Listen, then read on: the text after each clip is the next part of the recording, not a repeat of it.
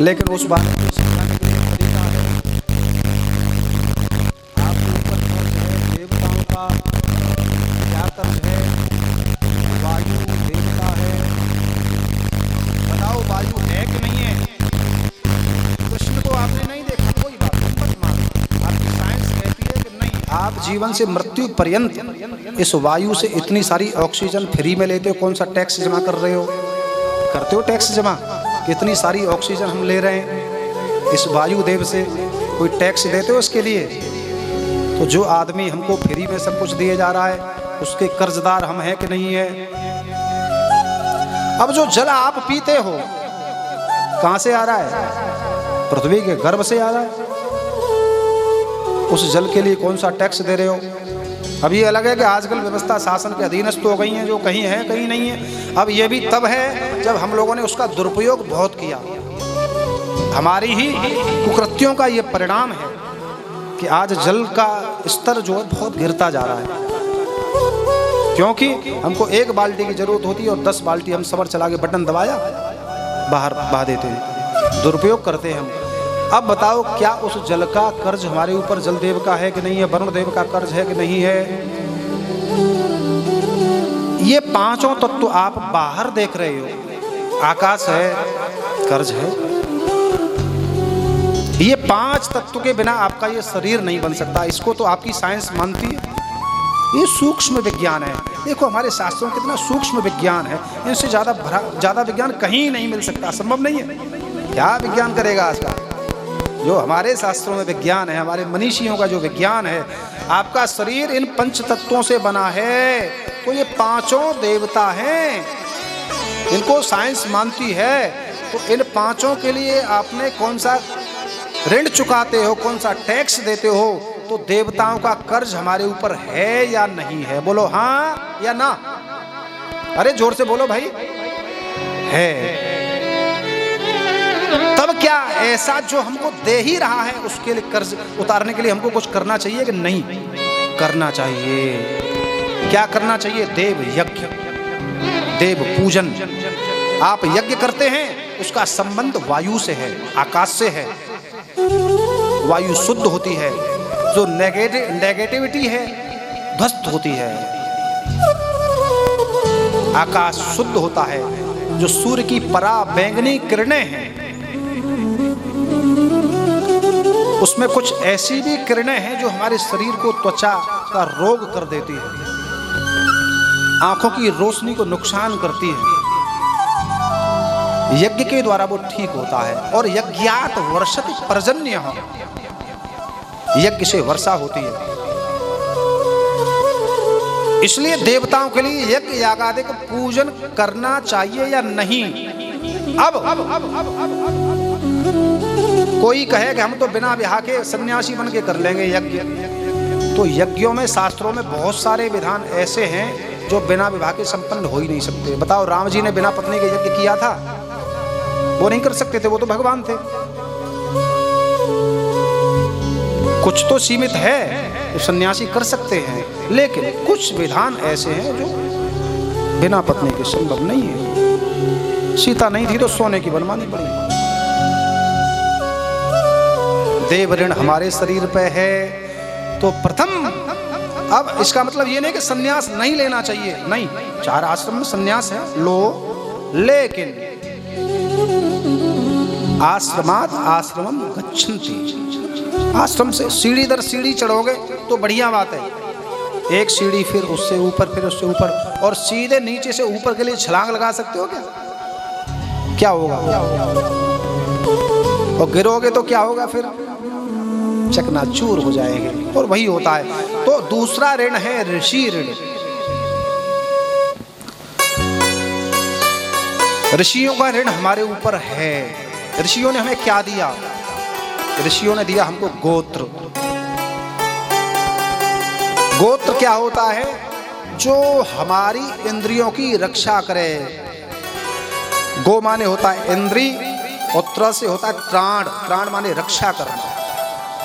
जो हमारी इंद्रियों की रक्षा करे वो होता है गोत्र। ये गोत्र कहाँ से आया? आप किसकी संतान? हम पूछें आपसे, आप कहेंगे हमारा गोत्र कौशिक है, यानी का कौशिक ऋषि की हम लोग संतान हैं, उनका ब्लड आपके अंदर है। आप कहेंगे हमारा गोत्र भारद्वाज है, हम भरद्वाज ऋषि की संतान हैं। आप कहेंगे हमारा गोत्र कश्यप है, आप कश्यप ऋषि की संतान हैं। अब बताओ, आपने जिन कौशिक को, जिन भरद्वाज ऋषि को अभी तक देखा नहीं है, और वो आपको पहले ही इतना सारा देगा कि तुम्हारी इंद्रियों की रक्षा ये करेगा, ये तुम्हारी पहचान है, और बिना गोत्रोच्चारण के कोई पूजा पाठ का संकल्प आदि भी नहीं होता है, तो उन ऋषि का ऋण आपके ऊपर है कि नहीं है?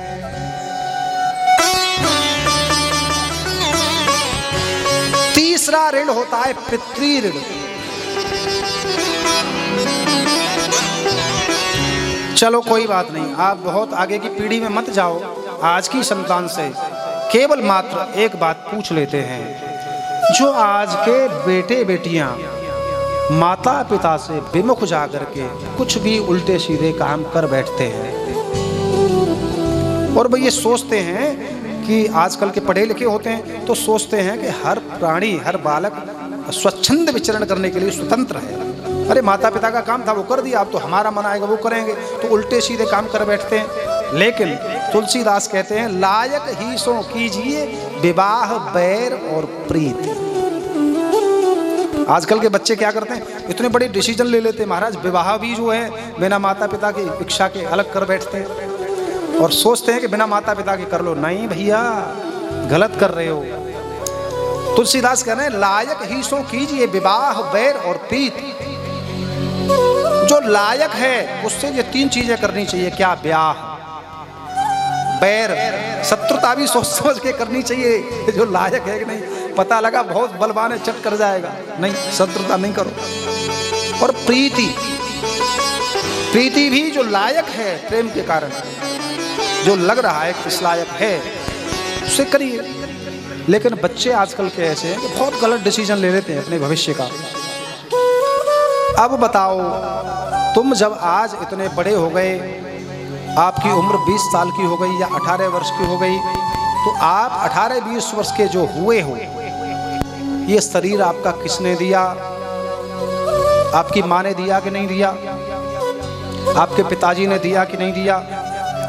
20 वर्ष तक, अब से पहले आप जो कुछ खाते थे, पहनते थे, उसकी पूर्ति आपके माता पिता ने की या नहीं की? अब बताओ, उसके लिए आपने 20 वर्ष तक अपने माता पिता को कौन सा टैक्स दिया था कि माता तूने मुझे इतना कष्ट सह करके 9 महीने गर्भ में रखा, गीले में सोई, सूखे में मुझे सुलाया, सर्दी हुई या गर्मी हुई, कितना कष्ट सहा। जब गर्भ में था तो विचार करती है माँ मिर्च नहीं खानी, मन कर रहा है खाने का मिर्च, चटपटा खाने का, लेकिन नहीं, क्योंकि शिशु को कष्ट होगा। तुम जब गर्भ में थे, उसी समय से तुम्हारी माँ तुम्हारे इतना चिंतित थी, सोचती थी, और जब उसने तुम्हें पाल पोस के इतना बड़ा कर दिया, तुमने तुम्हारी माँ के लिए क्या किया जीवन में? और तुम 20 साल के होके कहते हो कि हमारी माँ कुछ नहीं है हमारे लिए, हम जो डिसीजन कर रहे हैं वो ठीक है, जो 4 दिन का हमको मिला हुआ व्यक्ति है वो हमारे लिए सब कुछ है। क्यों? तुम्हारा पिता जो कहीं से कर्ज लाता है, समाज में भरा बुरा सुनता है, किसका कितना लिया है, किसको कितना देना है। तुम 20 साल से पहले तो ये सब गिनतियां नहीं जानते थे, पढ़ाई भी नहीं आते थे तुमको। तुमने सोचा उस पिता के लिए? नहीं। बताओ, ऐसे माता पिता का कर्ज तुम्हारे ऊपर है या नहीं है? कौन सा टैक्स दिया तुमने तुम्हारे माता पिता के लिए कि तुम्हारा जो ये शरीर था ये दिया और इतना कष्ट भोगा? तब ऐसे माता पिता का कर्ज अगर है तो ऐसे माता पिता की सेवा करनी चाहिए कि नहीं? और आप कहते हैं कि बचपन से हम तो छोड़ छाड़ के बाबा जी हो जाएंगे। नहीं, बिल्कुल नहीं, गलत। हाँ, सन्यासी होइए, लेकिन प्रथम देव ऋण से उऋण होइए, ऋषि से उऋण होइए, पितृ ऋण से उऋण होइए, कर्ज को उतारिए, और जब माता पिता आज्ञा करें तब सन्यास लीजिए आप। माता पिता अगर कह रहे हैं बच्चों से कि बेटा ये ठीक है, तुम जो कर रहे हो ये ठीक है, करिए, बेशक करिए, निसंकोच करिए। अब 3 ऋण क्या हमारे ऊपर होते हैं या नहीं है?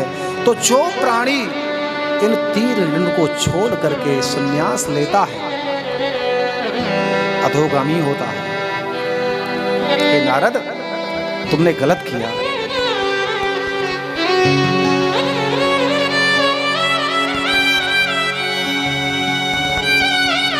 जिसके कारण तुम्हें दक्ष का श्राप लगा। इसलिए विभवेत भ्रमतस्तेतः पदम लोकेषु न स्थिरम। तुम्हारा पैर कहीं एक जगह स्थिर नहीं होता। पदम न स्थिरम। तुमको ये श्राप दक्ष ने दिया था। ऐसा नहीं था कि तुम्हारे व्यक्तिगत कारण वहाँ तुम जो है अस्थिरता का श्राप दक्ष ने दिया, लेकिन केवल मात्र श्राप कभी असत्य नहीं होता। ब्रह्म वाक्यम जनार्दनम, ब्राह्मण का वाक्य कभी असत्य नहीं होता। लेकिन भावेहु मैट सकहि त्रिपुरारी।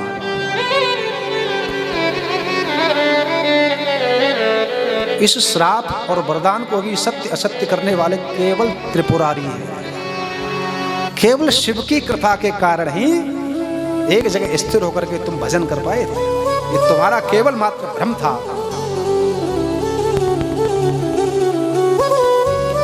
तब नारद ने कहा, प्रभु मेरा सारा अहम टूट गया, अब मैं पूर्ण शरणागत हो चुका हूं। भगवान, ऐसा भ्रम जो एक बार हनुमान जी का भी टूटा है साहब, बिल्कुल टूटा है। हनुमान जी सीता की खोज के लिए जा रहे हैं। समुद्र का लंघन किया और लंका में पहुंच गए। सोचिए, अशोक वृक्ष के ऊपर बैठे हैं और वृक्ष के ऊपर बैठ करके हनुमान जी के मन में थोड़ा अहम भाव जगा और सोचने लगे कि अगर मैं नहीं होता तो सीता की खोज कोई नहीं कर पाता। कौन करता? इतने बलशाली लोग थे लेकिन कोई नहीं कर पाया, मैं ही कर पाया। मेरे कारण ही सीता की खोज हुई है। मैं अब राम जी से जाके कहूंगा कि मेरे कारण ही ये संभव हुआ है। लेकिन अहम भाव बढ़ा और तुरंत एक घटना घट गई। तुरंत रावण आया और खड्ग निकाला और सीता को धमकाने लगा। आदि आदि आगे सब आप जानते हैं। और इसके बाद घटना दूसरी घटती है। हनुमान जी रावण के सम्मुख पहुंच गए।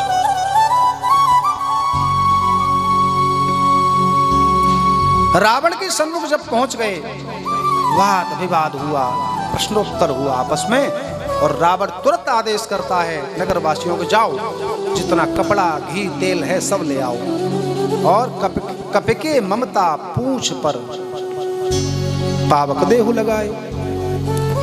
इसकी ममता इस पूंछ पे है। अच्छा, बड़ा चक्कर है ये पूंछ बड़ा, इसके पूंछ के चक्कर में तो हम सब बर्बाद। पूंछ का बड़ा विचित्र खेल है साहब। पूंछ, अब हनुमान जी की वो वाली पूंछ नहीं, हम सब की समाज में उसकी कितनी पूंछ है, इसकी कितनी पूंछ है, ये सब पूंछ का चक्कर हमारे साथ भी है। अब जिसकी जितनी बड़ी पूंछ उसके उतने बड़े थाट होते हैं। ये पूंछ हनुमान जी की जितनी बड़ी बड़ी विचित्र थी है? देखो साहब, रावण के पास में एक 10,000 की सेना ऐसी थी जो अमर थी, अमृत पी चुकी थी। अगर हनुमान जी की पूंछ नहीं होती तो बस 10,000 सैनिकों से जीत पाना राम जी की सेना के लिए संभव नहीं था। लेकिन जैसे ही वो 10,000 की सेना जब आई युद्ध करने के लिए, रावण को जब दिख गया कि अब सब धराशायी हो गए मेरे सब वीर, तो 10,000 सैनिक भेज दिए, वही जो अमर थे। और जब भेज दिए तो युद्ध होने लगा। हनुमान जी जान गए कि ये अमर सैनिक हैं, बानर सब भागने लगे पीछे। झट हनुमान जी ने कहा कि भैया सब इधर आओ, हम देखें, हमसे लड़ो। तब सैनिकों ने कहा, अच्छा हम इतने सारे, तू अकेला? हनुमान जी बोले, हमसे तो बाद में लड़ना, पहले हमारी पूंछ से ही देख लो। झट से हनुमान जी की पूंछ को बोले, अच्छा तेरी पूंछ में ज्यादा प्रीति है, आज तेरी पूंछ ही उखाड़ के रहेंगे। अच्छा, हम सब लोग एक दूसरे की पूंछ को उखाड़ने के चक्कर में किसी को लोग पूछते हैं तो लोग पूछ उखाड़ने के चक्कर में, अरे इसको पूछा जा रहा है, हमको नहीं पूछा, हम क्यों जाएं वहां? मंदिर में कथा हो रही है, उनको पूछा जा रहा है, हमसे तो कहा ही नहीं, हमको पूछा नहीं गया, हम क्यों जाएं? अब पूछ के चक्कर में पड़े तो 10,000 सैनिक हनुमान जी की पूंछ पकड़ने सब लगे। बोले आज तेरी पूंछ ही उखाड़ के रहेंगे। झट से हनुमान जी ने इतनी लंबी पूंछ की, सबके सब ने पूंछ पकड़ी, उखाड़ने के लिए खींचने लगे। अब सब तो जो 10,000 सैनिक थे वो तो हनुमान जी की पूंछ उखाड़ने के लिए लड़े और हनुमान जी ऊपर को उड़े। अब हनुमान जी जब ऊपर को उड़े तो अब सैनिकों ने देखा कि अगर छोड़ा तो नीचे गिरेंगे, छोड़ भी नहीं सकते हैं, छोड़ दिया तो नीचे गिरना है। अब हनुमान जी उड़े जा रहे हैं और उड़ते उड़ते 10,000 अमर सैनिकों को अंतरिक्ष में ले गए और अंतरिक्ष में ले जाकर के सबको छोड़ दिया। बोले यहीं रहो। अंतरिक्ष में जहाँ वायु दाब शून्य है वहाँ स्थिर रहता है, पत्थर फेंकोगे वही टक जाएगा। वो 10,000 सैनिक ऊपर छोड़ दिए। किसने? पूंछ ने। रावण को पूंछ से हनुमान जी की से बड़ी घृणा थी। बोले इसने पूरा युद्ध जो है राम जी के पक्ष में कर दिया। किसने? इसकी पूंछ ने। आज इसकी पूंछ में आग लगाओ। ये वृत्तांत रावण को याद था, वरना रावण कुछ और भी कर सकता था। उसने सबसे कहा भैया सब नगरवासी जितना कपड़ा है सब ले आओ, पूंछ से लपेट दो। पूंछ लंबी कर दी। हनुमान जी ने बोले ठीक है, जब लंबी की आज भी लंबी करेंगे। जय श्री राम बोल करके पूंछ लंबी की और रहान नगर बसन घृत तेला, ऐसा तुलसीदास जी कहते हैं। पूंछ में नगर का सारे बिस्तर बोरिया कपड़े सब लपेटे, घी तेल जोता सब और पावक लगा दी। आग लगाई तो हनुमान जी उड़े और लंका जली। घर घर में आग लगी, केवल विभीषण का घर बचा। समुद्र में कूद करके पूंछ की आग बुझाई। अब जो अहंकार हनुमान जी के मन में था वो टूट गया। ये वृत्तांत राम जी को आके हनुमान जी ने कहा है। राम जी से हनुमान जी कह रहे प्रभु आपके बिना संसार में कुछ भी संभव नहीं है। मेरे मन में ऐसे ऐसे अहंकार आया था, लेकिन आगे जो लीला हुई उससे मेरा सब भ्रम टूट गया। वो भ्रम क्या, कैसे टूटा? बोले देखो रावण की लंका सोने की और इतने सारे राक्षस, इतने उसके अनुगामी, इतने रखवाले, और मैं सोच रहा था कि मैं नहीं होता तो सीता की खोज कैसे होती, और ऐसे बलशाली रावण की लंका को जला आया।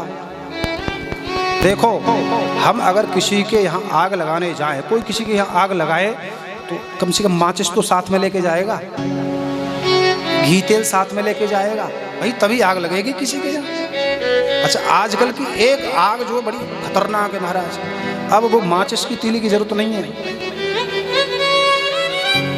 तो बस पानी की तीली लगानी है, बस लोग जल रहे हैं। पति पत्नी के बीच में आग लगा देते हैं, भाई भाई के बीच में आग लगा दे, पिता पुत्र के बीच में आग लगा दे। कैसा हम लोगों का हो गया व्यवहार। हनुमान जी कह रहे हैं आग लगाने वाला माचिस की तीली तो लेके जाएगा प्रभु, लेकिन मैं ना माचिस की तीली, ना कपड़ा, ना घी, ना तेल, ना कपूर, ना गंधक, ना कोई भी ज्वलनशील पदार्थ। रावण की लंका, रावण के कपड़े, रावण का घी, रावण का तेल और रावण का ही नगर जलाने वाला कौन? मैं। ये सब कैसे संभव हुआ? आपकी कृपा से। बंधुओं यही भ्रम जो है नारद का ब्रह्मा के कहने से टूटा है। बिना हरि की इच्छा के संभव नहीं है, लेकिन हम कैसे वो व्यक्ति अहंकार करते हम।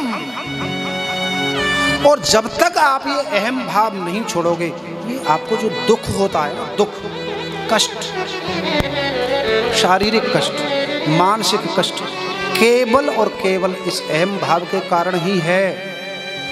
जिस दिन आपके मन से ये अहम भाव निकल जाएगा, कष्ट नहीं होगा आपको।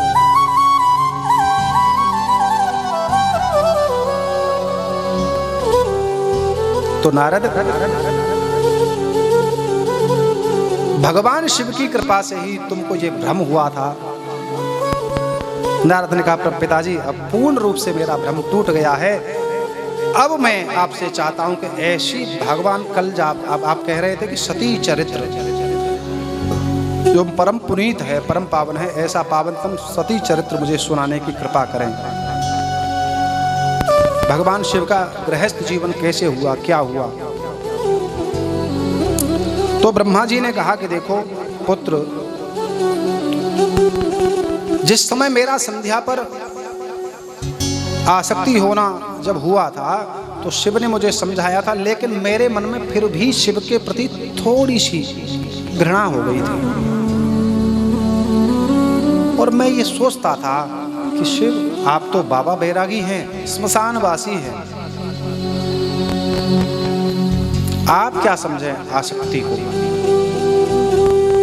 थोड़ी सी घृणा मेरे मन में हुई थी और फिर मैं ये चाहता था कि जिस काम ने मुझे इतना मोहित करके मेरी पुत्री पर आसक्ति करवा दी, एक बार इस काम का प्रभाव शिव के ऊपर भी होना चाहिए। क्योंकि ब्रह्मा को प्रायश्चित होने लगा था कि मैंने जो कुछ किया पुत्री के साथ, जो मेरा आसक्ति का कारण रहा वो काम के कारण रहा, मैंने जानबूझ के नहीं किया। थोड़ी सी घृणा शिव के प्रति हो गई थी, तो ब्रह्मा चाहते थे कि शिव का भी किसी स्त्री के प्रति ऐसी आसक्ति होना बने। ब्रह्मा जी ने प्रयास किया, शिव से कहा, शिव तैयार नहीं हुआ। देवताओं से कहा, विष्णु से कहा, सबने प्रयास किया, यथा योग्य प्रयास किया गया, लेकिन कोई सफल नहीं रहा। तब ब्रह्मा ने जगत जननी जगदम्बा भगवती की प्रार्थना की। महेशानि नमस्तुभ्यं जगदम्बे सनातने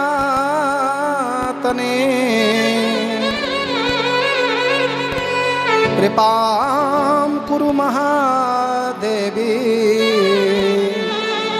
सत्ये सत्य स्वरूपिणे।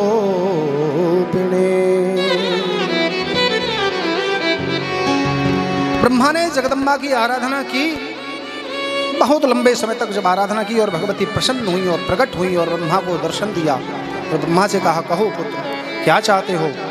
तो ब्रह्मा जी ने भगवती से प्रार्थना की कि कृपाम कुरु महादेवी, हे महादेवी आप मेरे ऊपर कृपा करिए कि भगवान जो भोलेनाथ हैं आप ही केवल मात्र उनको मोहित करने में समर्थ हो और मैं चाहता हूं कि उनका विवाह हो। तब भगवती ने कहा कि ब्रह्मा ठीक है, अगर आप यही चाहते हो तो मैं विवाह उनके साथ जरूर करूंगी, लेकिन मेरी एक प्रतिज्ञा है और वो प्रतिज्ञा यह है कि जिसके यहाँ मेरा जन्म होगा वो व्यक्ति अगर भूल से भी मेरी अवमानना करेगा, मेरा अपमान करेगा या शिव का अपमान करेगा, मैं उसी दिन अपना शरीर त्याग दूंगी।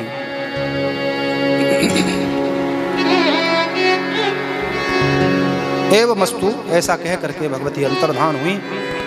तब ब्रह्मा ने अपने पुत्र दक्ष से कहा कि तुम अपनी पत्नी के साथ, अशकनी जो पुत्री थी दक्ष की, उसके साथ में भगवती की आराधना करो और उनसे ये वर मांगो कि वो तुम्हारी पुत्री के रूप में जन्म लें।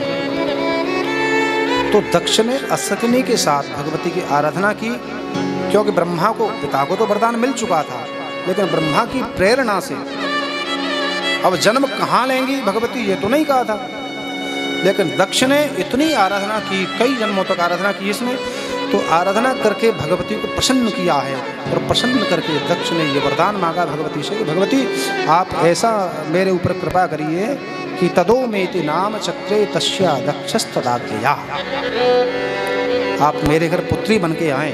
तो भगवती ने कहा ठीक है, मैं जरूर पुत्री बन के आऊँगी, लेकिन मेरा जो वचन है, मैंने जो प्रतिज्ञा ब्रह्मा से की है वो तुमसे भी कहती हूँ, जिस दिन भूल से भी तुम मेरी अवमानना, अपमान करोगे या शिव का अपमान करोगे, मैं उसी दिन तुम्हारे सर्वनाश का कारण ही नहीं बनूंगी, अपितु ये शरीर भी त्याग दूंगी।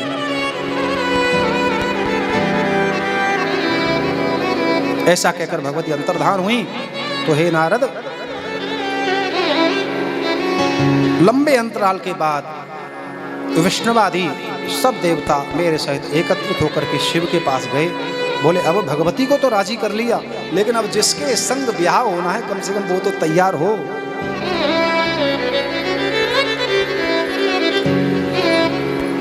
विष्णुवादी देवता सब शिव के पास गए और शिव से जाकर के अनुनय विनय किया और शिव को प्रसन्न कर लिया।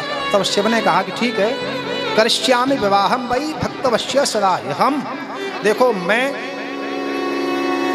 सदा वश भगतन के भगवान, आप मेरे भक्त हैं तो आप जैसा चाह रहे हो मैं जरूर करूंगा, लेकिन मैं बस आपसे ये कह रहा हूं विवाह तो मैं करूंगा, लेकिन अविश्वासो मदुक्ते चेन मया त्यक्ता भविष्यति। जिस दिन मेरे से विवाह करने वाली स्त्री मेरी पत्नी मेरे अंदर अविश्वास करेगी, उसी क्षण में उसका त्याग कर दूंगा, ये शिव ने कहा। बंधुओं, शिव पुराण के अंदर बहुत ध्यान से हमारी बात सुनिए, कोई टॉपिक छूटना नहीं चाहिए। शिव पुराण के अंदर भगवती 3 रूपों में अवतरित होती है। माताओं, आप जो हैं वो उसी भगवती का अंश हैं। भगवती का अंश आप लोग कैसे हैं? भगवती का अंश आप ऐसे हैं। मार्कंडेय पुराण में दुर्गा सप्तशती के 11 स्कंद के 5वें 6वें मंत्र में जहां देवताओं ने स्तुति की है भगवती के 11वें अध्याय में 5वें 6वें नंबर के मंत्र में भगवती कह रही हैं, विद्या समस्ता तव देवी भेदा स्त्रियः समस्ता सकला जगत्सु त्वयैकया पूरितमम्बयेत त्वयैकया पूरितमम्बयेत ताते स्तुतिः स्तव्यपरा परोक्तिः। स्त्रियः समस्ताः सकला जगत्सु, संसार की जितनी भर स्त्रियां हैं सब मेरा ही रूप है। माताओं, आप उस जगदम्बा का ही रूप हो। और शिव पुराण की कथा में नारी शक्ति के 3 अवतार हैं। पहला जो अवतार है अभी हम जिसकी कथा सुन रहे हैं, सती, भगवती सती के रूप में अवतरित होती है।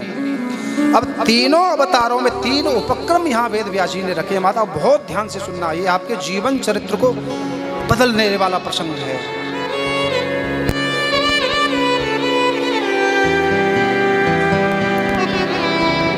पहला जो सती के रूप में भगवती का अवतार होता है, वो चरित्र हमें अब सिखाएगा कि अविश्वास का फल क्या होता है, पति की बात न मानने का फल क्या होता है, पति की अवज्ञा करने का फल क्या होता है, उसका परिणाम सती को क्या मिला।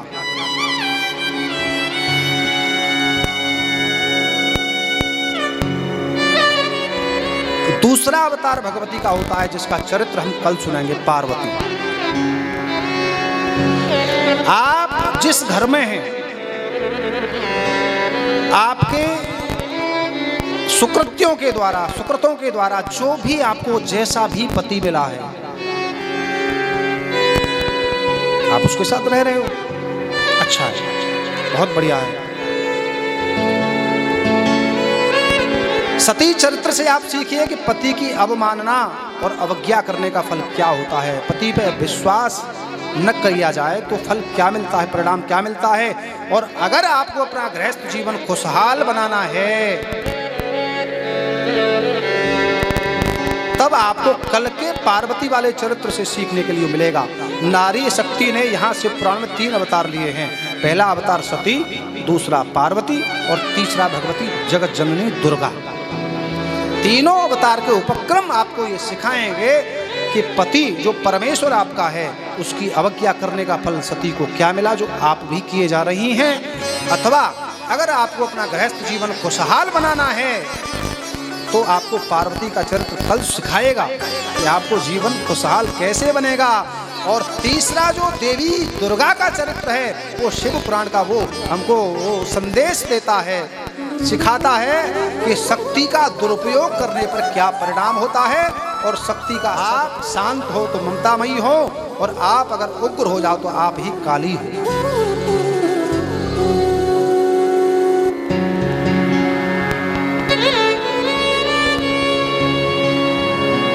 लेकिन शिव पुराण की कथा आज की सिखाएगी कि जो पति की अवज्ञा करती है, उस पर विश्वास नहीं करती, उसको परिणाम क्या मिलता है। दक्ष और असिकनी ने मिलकर के वरदान प्राप्त किया भगवती से, और कुछ समय अंतराल के बाद, थोड़ा जल्दी से आगे बढ़ाते हैं प्रसंग, भगवती जगत जननी खूब मंगलाचार होने लगे। दक्ष के यहाँ गर्भवती हुई असिकनी के गर्भ से माता भगवती ने जन्म लिया। बोले जगत जननी जगदम्बा मातु की जय हो, सच्चे दरबार की जय हो। और भगवती जगत जननी का जन्म हुआ, सती नाम पड़ा। और सती नाम जब पड़ा, नारद जी के द्वारा प्रेरणा दी गई कि आप यत्न करो, जो त्रिलोकीनाथ हैं शिव, उनको पति रूप में चाहो। सती ने बहुत समय तक प्रार्थना भगवान से की, खूब जप तप नियम व्रत करे। इधर शिव भी विवाह के लिए तैयार थे, और ऐसा धूमधाम का समय आया कि शिव ने सब देवताओं की सहमति से दक्ष के यहाँ पहुंच करके उसकी पुत्री जगत जननी जगदम्बा सती के साथ विवाह किया। और वो कब हुआ? बोले चैत्र महीना के शुक्ल पक्ष की त्रयोदशी को पूर्वा फाल्गुनी नक्षत्र में हुआ। और उस दिन इन सती और शिव का जो प्राणी दर्शन करता है वो समस्त पापों से मुक्त हो जाता है। शिव का विवाह सती माता के साथ हो गया। ब्रह्मा चाहते थे, देवता भी चाहते थे, वही हुआ। तो यदाहं च स्मराम्यत्र स्मरणा धर्मानशाः समागमिष्यति तदा मत्पार्श्वं मे गणादूतम्। विवाह होने के बाद में भगवती सती को लेकर के शिव कैलाश पर पहुंचे, और कैलाश पर जो परम वीतरागी भगवान शिव थे वो माता भगवती में ऐसे आसक्त हुए, हिमालय की कंदराओं में कई हजार वर्षों तक रमण किया। तस्मिन् प्रविष्टे कामेतु वसंतः संक्रांतिके वितस्तार निजम भावम हार्दम विज्ञाययत् प्रभो। क्योंकि उस समय भगवान शिव की कृपा से हिमालय में बसंत प्रकट हो गया था, बसंत ऋतु प्रकट हो गया था। चारों तरफ बढ़िया सुंदर सुंदर फूल खिले हैं, हरियाली है, सुंदर मनोहारी दृश्य था। तो काम ने प्रभाव दिखाया, और उस प्रभाव के कारण जो है तद्वक्त्रम चंद्र पीयूष पानस्थिर तनोर्हरः, भगवती के साथ रमण किया। देवताओं की वर्ष के परिमाण के हिसाब से लगभग शिव ने जो रमण किया है वो लगभग 105 वर्ष तक किया। अब हमारा जो और देवताओं का जो समय है उसमें बहुत भेद है। क्या भेद है? हमारे 24 घंटे का 12 घंटे का दिन, 12 घंटे की रात होती है।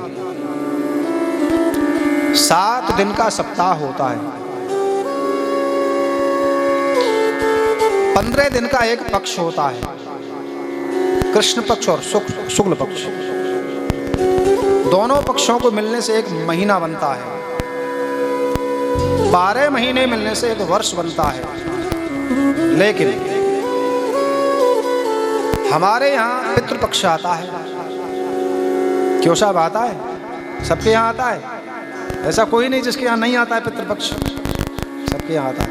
चलो आता है, आना भी चाहिए। पितृपक्ष जब आता है तो वो कितने दिन का रहता है? प्रतिपदा से अमावस्या तक 15 दिन। 15 दिन का पितृपक्ष रहता है। हम लोग सोचते हैं 15 दिन जो है पितृ यहाँ रहते हैं, लेकिन नहीं, वो हमारे पितरों का केवल 15 दिन का एक दिन होता है। दिन दिन, रात भी नहीं उनकी होती। 15 दिन का पितरों का एक दिन होता है। हमारे 1 महीने का पितरों का 24 घंटे का एक दिन होता है। और पितरों की भी आगे क्रम में 1 महीने का जो होता है वो देवताओं का होता है, फिर देवताओं से भी आगे ब्रह्मा का होता है। तो अब लगाते रहना हिसाब किताब जो है। 105 वर्ष देवताओं के क्रम के हिसाब से भगवान शिव ने सती के साथ रमण किया। अब रमण जब किया और रमण जब मन थोड़ा सा वैराग्य की ओर भगवती सती का बढ़ा, तो इस जगह जो है भगवान शिव ने नवधा भक्ति का उपदेश भगवती सती को दिया। क्या क्या उपदेश दिया? श्रवणम कीर्तनम चैव स्मरणम सेवनम तथा दास्यम तथार्चनम देवी वंदनम मम सर्वदा। हे देवी, नवधा भक्ति जो भक्ति के 9 स्वरूप कहे गए हैं, वो प्रथम स्वरूप है श्रवणम। क्या सुने? भगवत कथा सुने। भक्ति का दूसरा रूप है कीर्तनम, कीर्तन करे, भगवान नाम का कीर्तन करे।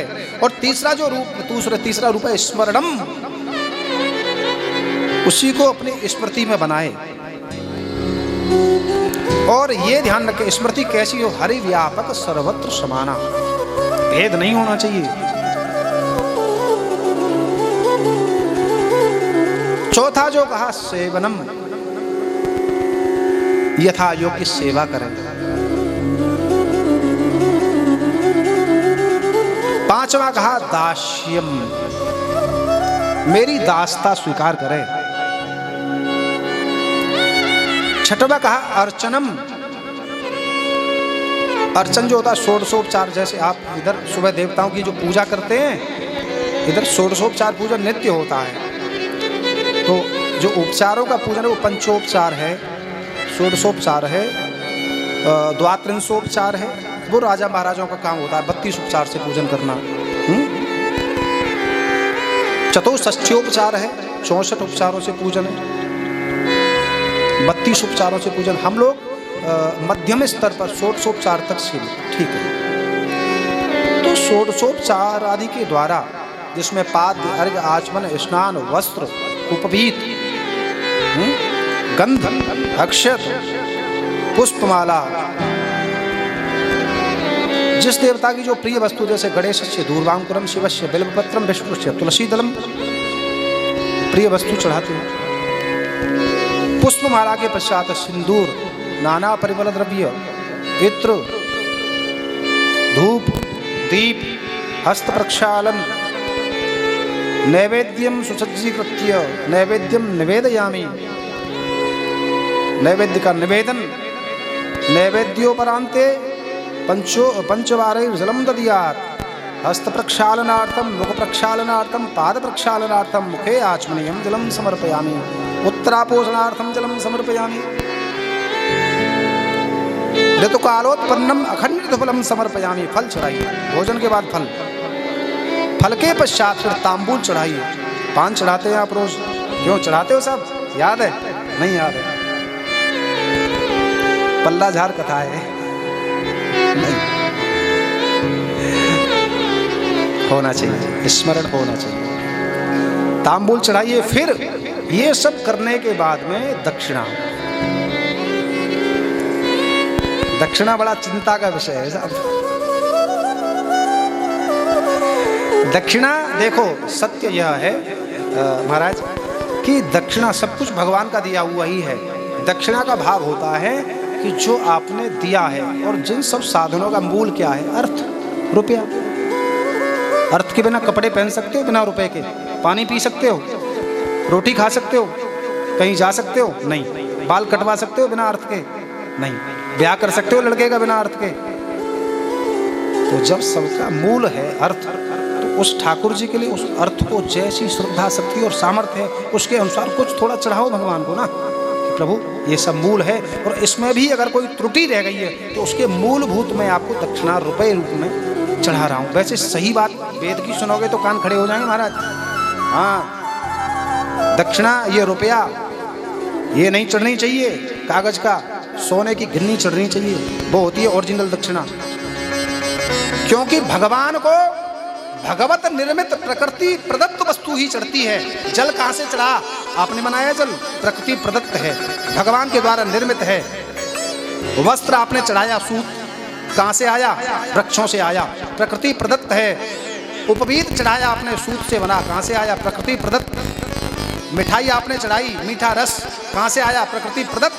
फल आपने चढ़ाया, कहाँ से आया? प्रकृति प्रदत्त, वृक्षों के द्वारा। दक्षिणा आप चढ़ा रहे हैं, प्रकृति प्रदत्त है, मानव प्रदत्त है। मशीनों से बनते हैं नोट। दक्षिणा ओरिजिनल होती है सोने की गिन्नी। मारवाड़ियों में जाओ, राजस्थान प्रांत में आज भी चढ़ाते हैं लोग, ऐसा नहीं। लेकिन अब देखो हमारे ऋषि मुनि कितने उदार थे। ब्राह्मण जो होता है कितना शॉर्टकट में यजमान को निकालता है पूजा विधान में, और यजमान सोचता है कि मैं तो हाँ लूट लिया ब्राह्मण ने मुझे। नहीं, जो तुमसे बने,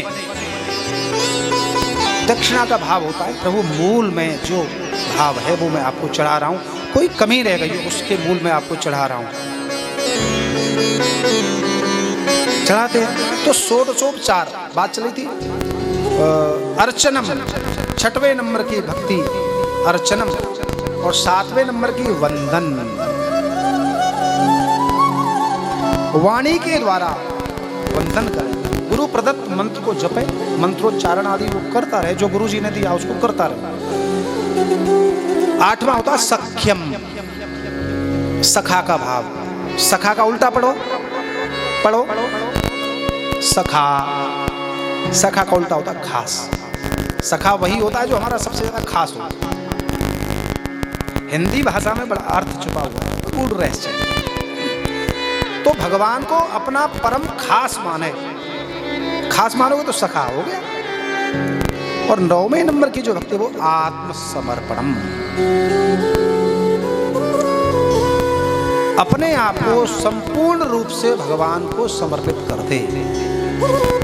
ये नवदा भक्ति का निरूपण यहाँ भगवान शिव ने सती के लिए किया। और एक ऐसा समय आया, समय ने अपना प्रभाव दिखाया। शिव जी ने कहा अच्छा चलो भगवती आज दंडकारण्य में घूमने चलते हैं। बैल पे बैठ गए दोनों और दंडकारण्य में घूमने गए। एक घटना घटी, और वो घटना क्या घटी कि जहां से भोलेनाथ पार्वती के साथ जा रहे थे वहां उसी दंडकारण्य में कुछ दूरी पर शिव ने दर्शन किया। किसका दर्शन किया? श्री राम जी का। राम जी का दर्शन किया लखन लाल जी के साथ। बड़े विरह से कातर होकर के जंगल में बड़े वृक्षों से घूमते फिर रहे हैं। पूछ रहे हैं क्या आपने मेरी सीता को देखा है? क्या आपने मेरी पत्नी को देखा है? रो रहे हैं। शिव ने दर्शन किया और मन ही मन सब जानबूझ करके भगवान को प्रणाम किया और हाथ जोड़ करके वहीं से प्रणाम करके बोले धन्य है प्रभु आपकी लीला। हे मेरे नाथ, जो अब आप ऐसी ऐसी लीला करने के लिए संसार में अवतरित होते हो। जब प्रणाम करने लगे तो सती माता के मन में बड़ा संकोच हुआ और सती माता कहने लगी प्रभु किसे प्रणाम करना है आप? तो शिव ने कहा अनाथों के नाथ, मेरे परम प्रिय प्राणाधार प्राणनाथ श्री हरि को मैं प्रणाम कर रहा हूं। बोले कौन? बोले देखो वो सामने। महाराज सामने कौन? ये तो सन्यासी लोग दिख रहे हैं दो, कोई सन्यासी हैं ये तो ऐसे कपड़े वस्त्र धारण किए हुए हैं, और ये त्रिलोकीनाथ आप कह रहे हैं ये जगदीश हैं, श्री हरि हैं, ये कैसे हो सकता है महाराज? नहीं, ये तो जंगल में रहने वाले कोई लोग हैं। अच्छा चलो इससे भी ज्यादा देखो महाराज, ये जो किसी स्त्री के लिए रो रहे हैं, पूछ रहे हैं, सबसे परेशान हैं। शिव ने कहा देवी तुम इनकी लीला नहीं समझ पाओगी, यही मेरे नाथ हैं, यही मेरे प्राण प्रिय हैं, धन्य है प्रभु आपकी लीला। बस चलते चलते कुछ ही दूर पहुंचे थे, सती ने कहा प्रभु मुझे विश्वास नहीं होता।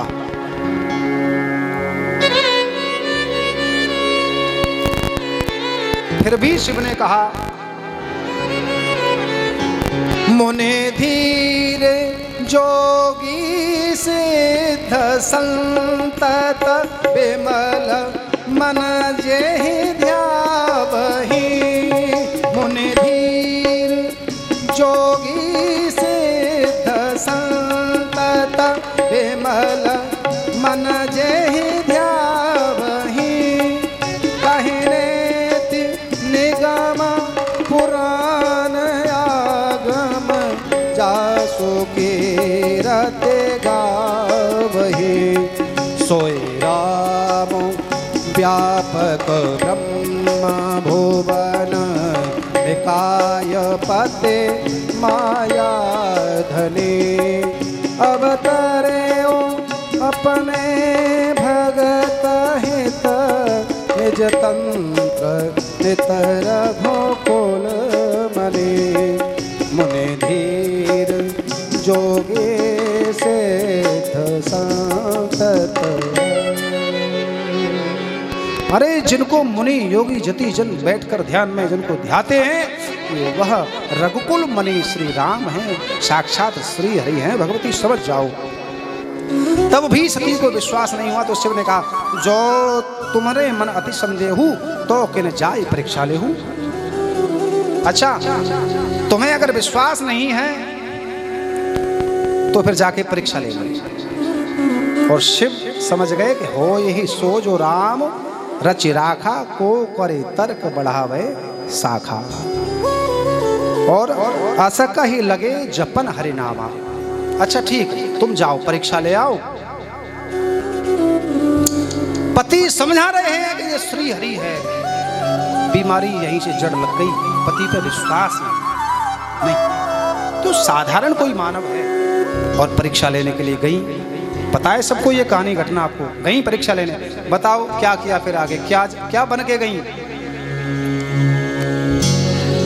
ठीक है परीक्षा लेने गई और परीक्षा ली तो मन में सोचा कि आखिर ऐसा क्या करूं, कैसे इनकी परीक्षा लूं। अगर किसी से जाके सीधे पूछ लो भैया आप श्री हरि हैं, आप श्री विष्णु हैं, तो क्या कहेंगे कि हाँ मैं ही विष्णु। नहीं, अगर ऐसा कह भी देते तो एक कहावत कहते हैं कि अपने मुंह मिट्ठू मियाँ मिट्ठू बनना होता है। अब ठीक नहीं हो सकता ऐसे तो कोई भी। अच्छा एक बार ऐसा हुआ साहब कि कुछ भंगड़ी लोग थे, भंगड़ी, और गांव में लोग रहते थे, भांग पीते थे, खूब भांग चकाचक। एक बगीची थी उस पर बैठ के रोज शाम को 3 बजे सिलोटी बटना लिया खूब चकाचक घोटते थे। एक बार शंकर जी ने देखा कि जरेरा गांव में बगीची बहुत बढ़िया प्रसिद्ध है नहर के किनारे, और वहाँ बैठ के खूब भांग चलती है बढ़िया से। तो शिव ने विचार किया, बोले आज कुछ भी हो ये बड़े प्रसिद्ध भंगड़ी हैं वहाँ के, जा करके देखेंगे कि कैसी भांग छानते हैं। झट से शंकर जी रूप बदल के आए और साधारण सा एक मानव का रूप लिया और जा करके सब भंगड़ियों से बोले हाँ भैया भांग छानते हो रोज? बोले हाँ। बोले आज हम देखेंगे तुम कितनी भांग छनवैया हो, चलो घोटो। सब भांग छानने लगे, सब घोटने बोले हाँ कोई होगा वैसे थोड़ी बहुत लेगा, तिड़मड़ी हो जाएगा। जब से खूब भांग जितनी कमरे में रखी थी स्टॉक में सब भांग घोट दी, और शंकर जी घुटती जा रही और लेते जा रहे हैं, घुटती जा रही लेते जा रहे हैं, सब भांग खत्म और किसी को नहीं मिली। शंकर जी सबको पी गए। अब लोग सोचने लगे कि भाई वास्तव में ये तो बड़ा तगड़ा भंगड़ी आया, हम ही भंगड़ी बनते थे, ये देख लीजिए तो हमसे भी बहुत ऊंचा भंगड़ी है। तब लोगों ने कहा, भंगड़ियों ने कहा, अच्छा भैया ये बता तू कहाँ का है, कौन है? तू इतना ऊंचा भंगड़ी है कि तुझे कोई नशा नहीं हो रहा, हम तो थोड़ी एक गोले में ही तिड़मड़ी हो जाते हैं, तुम कहाँ से आए हो भैया? तो शंकर जी ने कहा, तुम मुझे नहीं जानते हो, मैं साक्षात शिव हूँ, मैं शिव हूँ, कैलाशवासी शिव हूँ। झट से सब लोग बोले, भैया जो कुछ सोचा है न हो, पर हमारी समझ में एक बात आ गई है कि तुझे भांग चढ़ गई है। तब अपने मुंह से क्यों कहा जाए कि हम ही हरि हैं? तो माता सती ने विचार किया कि आखिर क्या करूं। तो उन्होंने एक विचार आया मन में कि जिसको ये खोज रहे हैं उसका रूप ले लूं। माता जानकी का रूप लिया और मन में जाने के सती वो जाती हूँ सीता बन के, अगर ये ब्रह्म हुए, श्री हरि हुए तो मुझे पहचान ही जाएंगे, और ब्रह्म नहीं हुए तब तो पहचानना मुश्किल है, फिर तो पत्नी मान ही लेंगे। जानकी का रूप लेकर के पहुंची और सामने जैसे ही पहुंची थी श्री राम श्री हरि सब जानते थे, बस एक क्षण में सब समझ गए। और जोरी पानी प्रभु कीन प्रणाम, हाथ जोड़ करके प्रभु श्री राम ने प्रणाम किया। रूप किसका था? सीता का, लेकिन सामने से प्रणाम कौन कर रहा है? पति, पति रूप, पत्नी तो बन के आई थी, लेकिन जोरी पानी प्रभु कीन प्रणामू, पिता समेत लीन निज नामू। अब पत्नी को कोई प्रणाम करे और पिताजी को संग ले ले तब बात पस्ती नहीं, लेकिन बड़ा रहस्य। तुलसीदास जी लिखते हैं पिता समेत, मतलब प्रणाम तो किया माता सती को, लेकिन संग में शिव जी को भी ले लिया और दोनों के लिए प्रणाम किया। श्रद्धा विश्वास रूपिणौ। माता सती कैसी हैं, जानकी कैसी हैं? तुलसीदास जी लिखते हैं श्रद्धा। और त्रिलोकीनाथ महादेव कैसे? बोले विश्वास। प्रणाम किया, अच्छा प्रणाम तक बात ठीक थी, अगर प्रणाम किया सामने से माँ कहकर के प्रणाम किया तो सती माता को सजग हो जाना चाहिए था। जब तो ये समझ गए, लेकिन फिर भी नहीं समझी। लेकिन फिर भी शिव पुराण कहती हैं यहाँ, प्रेम तस्त्वं सती ब्रूहि क्व सम्मुस्ते नमो गतः, एकाकी विपिने कस्माद् आगता पतिना बिना, आगता पतिना बिना। सती माता समझ नहीं पाई, उससे पहले श्री राम ने प्रश्न कर दिया, माता आप तो साक्षात श्रद्धा हैं और आप इस जंगल में क्यों घूम रही हैं? और कैसे घूम रही? बोले पतिना बिना, इस जंगल में मैं पत्नी को लेके आया था, मैं तो संग था, तब भी इस जंगल में रावण मेरी पत्नी को चुरा ले गया है, लेकिन तुम तो बिना पति के घूम रही हो, तुम्हें कौन चुरा ले जाएगा कोई पता नहीं, इसलिए पति को कहाँ छोड़े आई? पतिना बिना, पति के बिना जंगल में घूमना स्त्री के लिए ठीक नहीं है।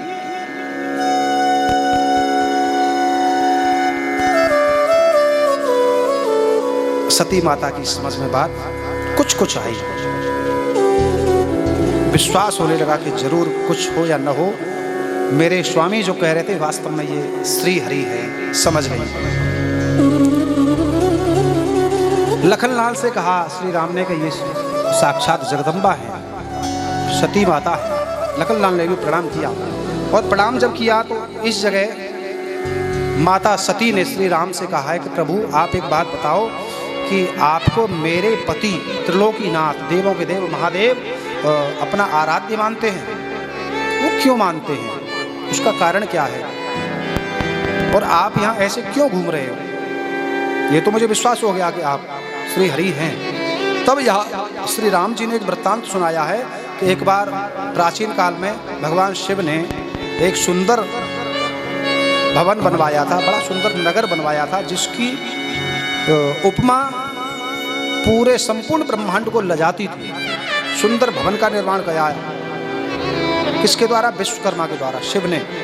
और उस सुंदर नगर में एक बड़ा सुंदर महल, और महल के अंदर एक सुंदर जो है मंडप बनवाया। उस मंडप में बड़ा सुंदर स्वर्ण सिंहासन, बड़ा सुंदर छत्र का निर्माण करवाया, और शिव ने उस नगर में पहुंच करके संपूर्ण देवताओं को आमंत्रित किया। ढोल नगाड़े बजने लगे, मंगलोत्सव होने लगे। देवता ने पूछा प्रभु क्यों? उस दिन एक अचंभे की बात हुई कि भगवान भोलेनाथ ने श्री हरि को आमंत्रित किया और श्री हरि को बुला करके उस मंडप में उस सिंहासन पर बिठाया और शिव ने अनुनय विनय पूर्वक श्री हरि विष्णु से कहा कि प्रभु आप मेरे परम प्रिय हैं। ये तो मैं जानता हूं कि सब कुछ समूल मुझसे ही उत्पन्न है, लेकिन मेरे प्राण प्रिय आप हैं। आज से मैं संपूर्ण विश्व का, संपूर्ण ब्रह्मांड का ऐश्वर्य आपको प्रदान करता हूं। आपके समान ऐश्वर्य किसी पर नहीं होगा। षडैश्वर्य हैं श्री हरि के पास, इसलिए तो उनका नाम ईश्वर पड़ा, भगवान पड़ा। ईश्वर जो पड़ा है, ईश्वर षडैश्वर्य युक्तः यस्य स्वः ईश्वरः। हाँ, तो संपूर्ण 6 ऐश्वर्य श्री शिव ने श्री हरि को प्रदान किए और उसी समय से ये एक दूसरे के आराध्य हो गए। तो देवी, मैं श्री हरि विष्णु ही यहाँ वरदान और श्राप को सत्य करने के लिए रघुकुल मणि दशरथ जी के यहाँ 4 रूपों में अवतरित होकर के हम लोग आए हैं। मैं राम हूँ, ये लखन, भरत और शत्रुघ्न। माता सती समझ गई कि बिल्कुल पति जो कह रहे थे वो ठीक है। सती माता जो है वहाँ से विदा लेकर के गई और पति देव के पास पहुँच गई। पति देव के पास जब पहुँची, बागेश्वरी कर लो।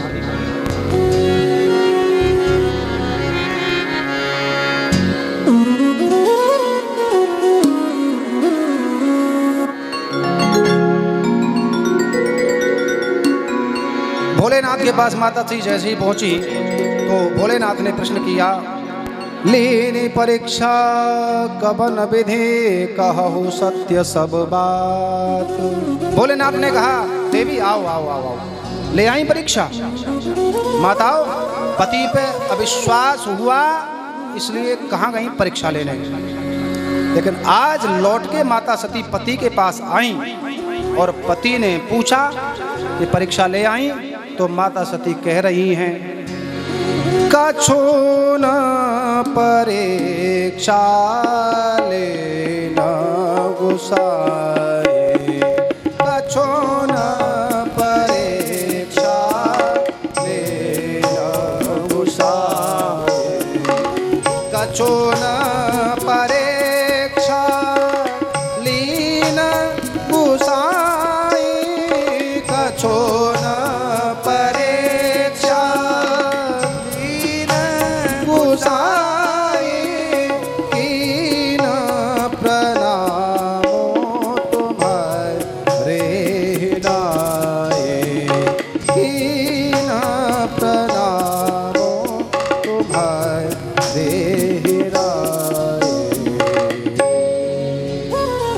ले आई परीक्षा। माता सती कह रही, नहीं नहीं नहीं प्रभु, कोई परीक्षा नहीं ली मैंने। कीन प्रणाम तुम्हारे ही नाई। प्रभु, जैसे आपने उनको प्रणाम किया था वैसे मैंने भी प्रणाम किया। लेकिन माताओं, बहुत ध्यान से सुनना इस चरित्र को। पति के ऊपर अविश्वास, इसलिए परीक्षा ली। और परीक्षा लेने जब गई तो माता कह रही है कि कीन प्रणाम तुम्हारी नाई, मैंने आपकी तरह प्रणाम किया। अब बताओ, माता सती ने राम को प्रणाम किया था या राम ने माता सती को प्रणाम किया था? प्रणाम किया था राम ने सती को, लेकिन सती कह रही है पति से, और पति कह रहे हैं कि सत्य कहाऊ सब बात, सत्य सत्य बताओ, तुमने परीक्षा ले ली? माता सती कह रही है, नहीं, मैंने आपकी तरह प्रणाम किया था। अब बताओ, माता सती ने सही बोला या झूठ बोला? झूठ बोला। पति पर विश्वास नहीं किया। आपको विश्वास पति पर नहीं होता है। पति आपसे जो कुछ कह रहे हैं आप विश्वास नहीं करती हो, कोई बात नहीं, एज योर विश। आपका जो मन करे वो आप करो, आप स्वतंत्र हैं। लेकिन सावधान, अगर कभी आपका पति जो कुछ आप कर आई हो, सबसे अच्छी बात है कि पति जो कह रहे हैं उसको मान लो, विश्वास करो। पति विश्वास रूप हो, आप उसकी श्रद्धा हैं और वो आपके लिए अचल विश्वास है। आपके पति आपसे जो कुछ कह रहे हैं मान लो चुपचाप। लेकिन विश्वास भी नहीं हो, तब फिर जो कुछ करे आई हो, लौट के आगे पति कहें कि सत्य कहो सब बात, सत्य सत्य बोलो, क्या करके आई हो, तो माता कभी स्वप्न में झूठ मत बोलना, कभी भूल से झूठ नहीं बोलना, चाहे लाख बुरा करके, बुरा हो गया हो, करते नहीं हो गया हो, पति के सामने सब कुछ सत्य कहना। अगर पति ये कहना कि सत्य सत्य बताओ, सावधान। लेकिन माता सती गलती कर रही है। कछु न परीक्षा लीन बनाई, पहले लीन गुसाई, कीन प्रणाम तुम्हारे नाई। प्रभु मैंने कोई परीक्षा नहीं ली, अविश्वास किया और झूठ भी बोला। बात आगे चली जा रही है।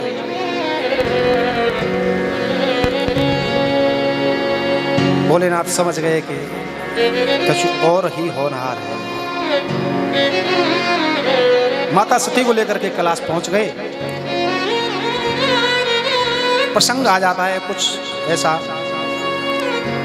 एक बार त्रेता युग माही शंभु चले कुंभज सिपाही। तो भोलेनाथ ने सोचा चलो कोई बात नहीं, ये सही सही समझती नहीं है अभी, तो चलो माता जो देवी कोई बात नहीं। शंभु चले कुंभज सिपाही, बोले चलो आज कथा सुनने चलते हैं, राम की कथा सुनेंगे। और कथा सुनने जब पहुंचे तो कुंभज ऋषि जब कथा सुना रहे थे तो माता सती कथा तो सुन रही थी क्योंकि पति लेके गए थे, लेकिन दिमाग में काट छांट चल रही थी। अरे ये पहली बात तो ये अहंकार था कि मेरे पति से बड़ा वक्ता संसार में कोई नहीं है, और मेरे पति सबसे बड़े वक्ता होकर के ऐसे एक बाबा जी के पास आए कथा सुनने, अहंकार था। दूसरी बात, कथा जब कुंभज ऋषि कह रहे थे तो माता सती के मन में काट छांट चल रही थी, ये बात ऐसे नहीं ऐसे। अक्सर होता है कथा हम कहीं भी सुनने जाएं तो दिमाग में कुछ न कुछ काट छांट चलती है, अपने स्वाध्याय के कारण या जो हमने पढ़ा है उसी के कारण, कोई बात नहीं। लेकिन फिर भी भगवत कथा में श्रोता बन के कथा सुननी चाहिए, श्रोता बन के नहीं। काट छांट चली तो शिव समझ गए कि कुछ अभी दिमाग ठिकाने नहीं है। अब देखो माता, यहाँ एक अचंबा होता है। वो अचंबा क्या होता है, हमारे संपूर्ण इतिहास में पिता के घर से कुंवारी कन्या विवाह होकर के जब जाती है तो अमुक कुमारी, विवाह नहीं होता उससे पहले ये कुमारी, ये कुमारी, ये कुमारी, लेकिन विवाह होने के बाद में वही श्रीमती। विवाह से पहले तो श्रीमती नहीं होता है। यहाँ एक घटना घटी, संसार में अब तक हमने कहीं नहीं देखा कि विवाह होने के बाद भी कुंवारी हो जाए। विवाह होने के बाद में श्रीमती तो होती है। अच्छा, किसी कारण से दुर्भाग्यवश पति न रहे वो एक अलग स्थिति है, लेकिन विवाह हो गया है और श्रीमती हो गई हैं, और श्रीमती होने के बाद में पति भी हैं और फिर भी कुंवारी हैं। तुलसीदास जी कह रहे हैं इस बात को, क्या कह रहे हैं,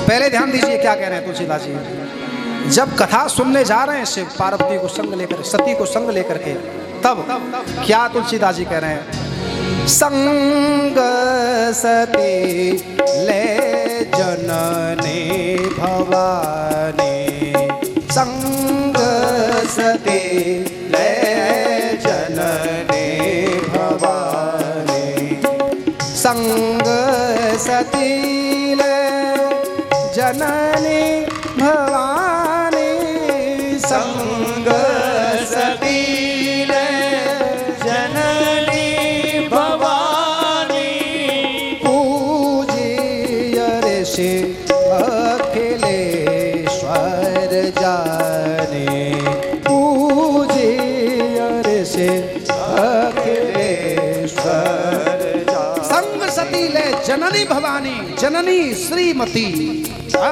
लेकिन जब कथा सुन के आ रहे हैं तब तुलसीदास जी कह रहे हैं कि अब वो कुंवारी हो गई है। क्या कह रहे हैं, मुनि सन बेदा मागे त्रिपुरारी, मुनि सन बेदा मागे त्रिपुरारी। विश्वास, पति से झूठ बोला। जिस पत्नी को बामांग बिठाते थे आज उसी माता सती को भगवान शिव ने सन्मुख बिठाया। अब सामने बैठे और मन ही मन शिव ने परित्याग कर दिया माता सती का।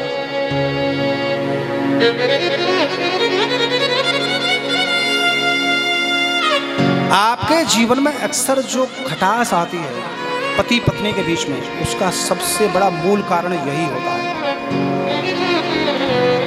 माताओं, ये जीवन बहुत क्षण भर का है, कोई पता नहीं। फिर प्यारो, इस जीवन में आप पति हैं या पत्नी हैं, इस जीवन को क्यों कलह में, क्लेश में, झकझकबाजी में, लड़ने झगड़ने में क्या बर्बाद करते हो? इसको खुशहाली से जियो, खुशी खुशी जियो। कुछ नहीं घटेगा बढ़ेगा। अरे आपको किसी ने कुछ कम दिया है तो क्या हो गया? और मेहनत करो, कुछ कमाओ। आप लड़ते झगड़ते हैं, हमारे ससुर ने छोटे को ज्यादा दे दिया, हमको कम दिया, क्या फर्क पड़ता है? ये जीवन एक फूल की तरह है, इसको खिलाओ, खिल के जियो, मस्ती से जियो। निकाल दो सब टेंशन, चिंता, क्या सब बेकार की चिकचिकबाजी। पति पत्नी लड़े आपस में, क्यों? कारण सिर्फ अविश्वास, झूठ। जिस रिश्ते में झूठ और विश्वास नहीं होता वो रिश्ता नष्ट हो जाता है, खत्म हो जाता है। वही हुआ, शिव ने त्याग किया, प्रतिज्ञा की और फिर मन में ये सोचने लगे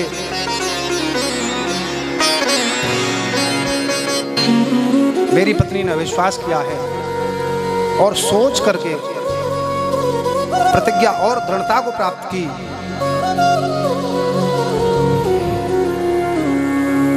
और दृढ़ता को प्रतिज्ञा में परिवर्तित करके भगवान श्याम सदा शिव स्मशाने स्वाक्रीडा स्मरहर पिशाचा सहचरा समाधिस्थ हो गए। उसी समय आकाशवाणी हुई कि धन्य है शिव आपने जो प्रतिज्ञा की बिल्कुल ठीक की है। माता सती ने सुना, पूछा प्रभु आपने क्या प्रतिज्ञा कर ली है? लेकिन शिव ने इसलिए सती से कुछ नहीं कहा क्योंकि कहूँगा तो इसको बहुत बुरा लगेगा। लेकिन आखिर तो जगत जननी थी, मन ही मन जान गई कि मेरे पति ने मेरा परित्याग कर दिया। माताओं, आपके पिता ने, माता ने, सहोदरों ने जैसा पति आपको ढूंढ के दिया है वो आपका भाग्य है। वो चाहे लाख बुरा है,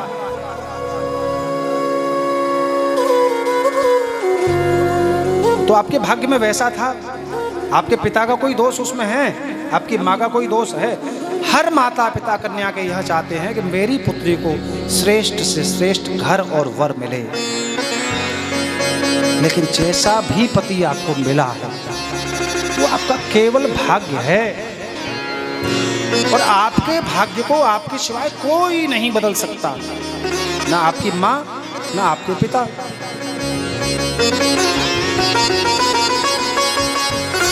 जीवन में कुंडल पहनने को मिले कोई बात नहीं, न मिले कोई बात नहीं। हर पति चाहता है कि मेरी पत्नी खुश रहे, उसको प्रसन्न रखूं। लेकिन कुछ लत ऐसी लग जाती है, कुछ लोग लगा देते हैं। आप ऐसी स्थिति में या तो उससे लड़ने झगड़ने लगती हो, या पिताजी का आश्रय ले लेती हो। ये आपका एकदम गलत डिसीजन है। आपके भाग्य बस जो फल आपको मिल रहा है, जैसा परिवार आपको मिल रहा है, वो आपका ही भाग्य है। उस समय आपको दृढ़ता पूर्वक, स्थिरता के साथ उसका सामना करना चाहिए। अनुनय विनय पूर्वक उसको बदलने का प्रयास करना चाहिए। माता सती मन ही मन जान गई कि मेरे पति ने मेरा परित्याग किया। और एक स्त्री के लिए सबसे बड़ा दुख यह होता है कि संसार की कोई विषय वस्तु मिले न मिले, लेकिन पति, उस पति का प्रेम मिलता रहे। बंधुओं, आप भी ध्यानपूर्वक सुनो। स्त्री केवल आपसे जो चाहती है वो बढ़िया बात है, उसको पूरा कर सकते हो तो अच्छा है। लेकिन स्त्री का सबसे बड़ी चाहत होती है प्रेम।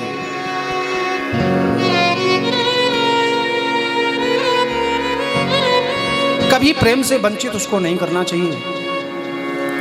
माता दिन में भोजन बनाती है, श्रम करती है, गर्मी हो या सर्दी हो, 12 महीने संडे को आप छुट्टी पर रह लेते, वो छुट्टी पर नहीं, भोजन बनाती है, मेहनत करती है बराबर काय के लिए कि मेरा पति शाम को आएगा ड्यूटी से, मैं भोजन कराऊंगी, प्रसन्न होकर के 2 मधुर वचन मुझसे बोलेगा।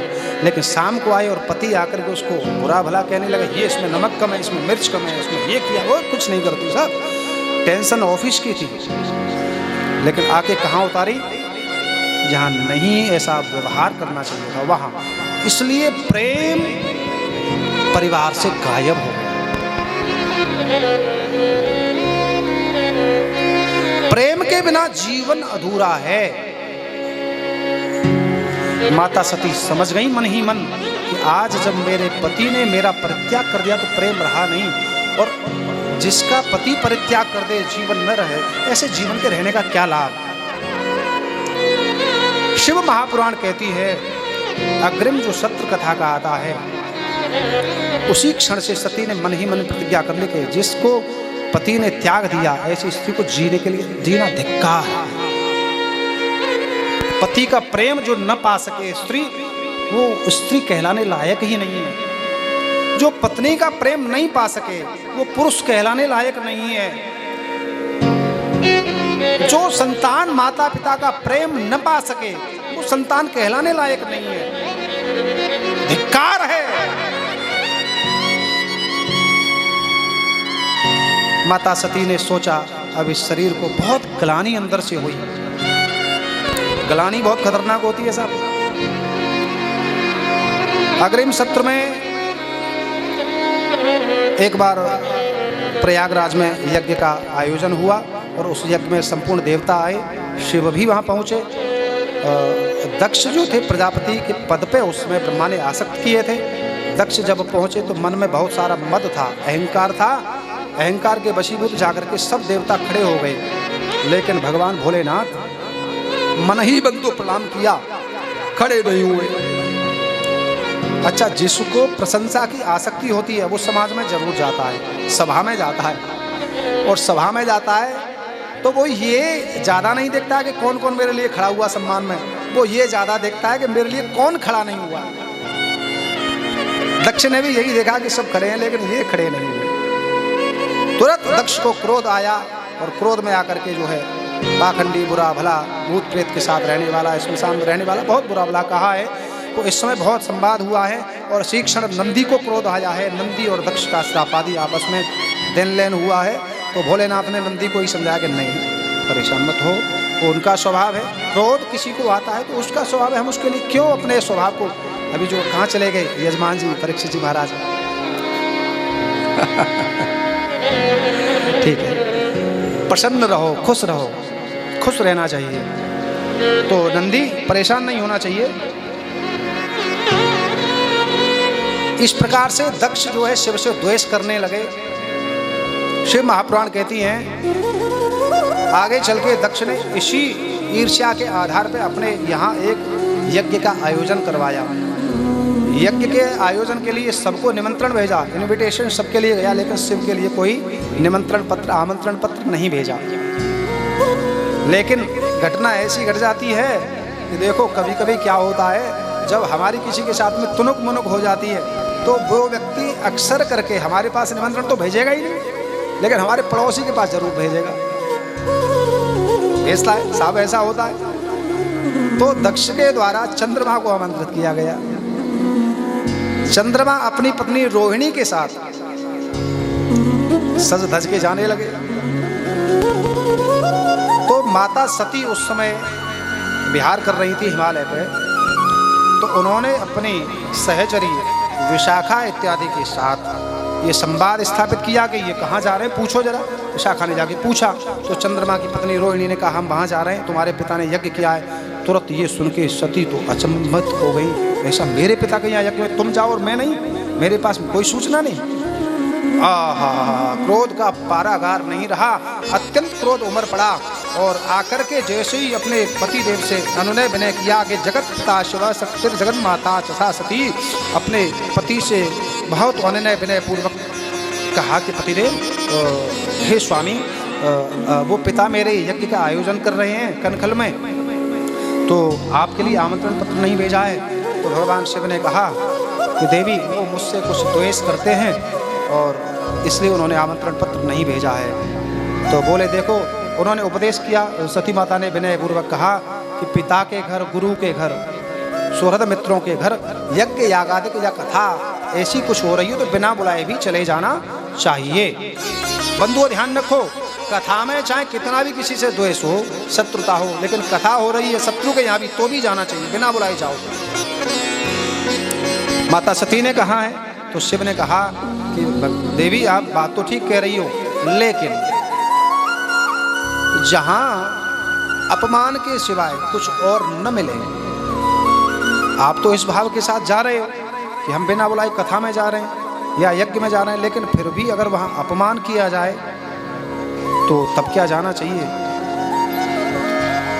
सती राजी हो गई, बोले प्रभु बात तो ठीक है, आपके नहीं जाना चाहिए। लेकिन सती इतना विचलित होने लगी कि इधर जाएं उधर जाएं, और जाया ही नहीं अपितु उनकी नेत्रों से अश्रुपात होने लगा।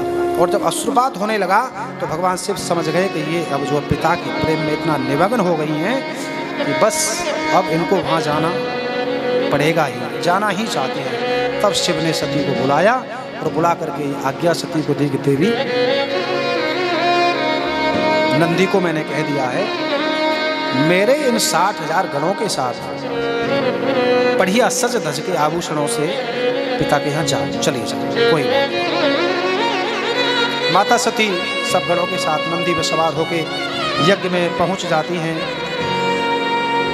और यज्ञ में पहुंच करके जो उनकी माता थी असिकनी माता अपनी पुत्री से मिली। माता ने अनुनय विनय पूर्वक कहा कि पुत्री परेशान मत हो, तुम्हारे पिता तुम्हारे पति से द्वेष करते हैं, इसलिए तुम्हारे पति को आमंत्रण नहीं भेजा है, बुरा मत मानना, तुम्हारे पिता का स्वभाव ऐसा है। लेकिन माता सती ने अचंभा देखा, उस यज्ञ में सब कोई है, विष्णु का स्थान है, ब्रह्मा का स्थान है, सब कोई, इंद्र आदि सब देवता, सब ब्रह्मांड के देवी देवता बैठे हुए हैं, लेकिन पति का स्थान कहीं नहीं। दूसरा अचंबा हुआ कि जो लोग साधक सब जानते थे ब्रह्मा जी तो ये जगत जननी हैं, वो भी उस दिन सती के आदर में सत्कार में खड़े नहीं हुए। सती के आने पर क्यों खड़े नहीं हुए? क्योंकि दक्ष के समर्थन में थे, दक्ष के द्वारा बुलाए हुए थे, तो दक्ष का ये भय था सबको, और दक्ष को बहुत बुरा लगेगा, इसलिए खड़े नहीं हुए। सती को और भी ज्यादा हृदय छू गया, हृदय को बेद गया।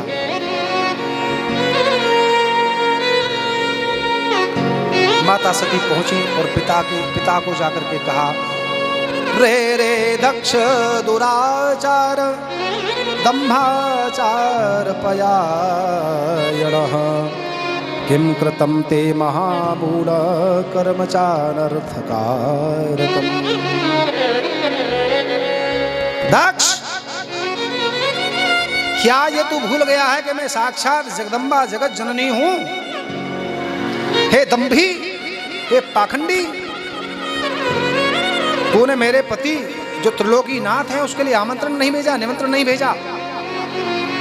तूने बड़ा गलत कृत्य किया है, तू नहीं जानता है तूने क्या कर डाला है। ऐसे निष्ठुर वचन सुन के दक्ष ने भी प्रतिघात किया सती के ऊपर। अरे उस स्मशानवासी का क्या करूंगा, वो भूत प्रेत पास में रखने वाला नाग गले में लटकाए हुए, उसको बुला के करूंगा क्या? वो तो बड़ा अहंकारी है, मेरे आने पर खड़ा भी नहीं हुआ था और तू उसके गीत गा रही है क्योंकि वो तेरा पति है।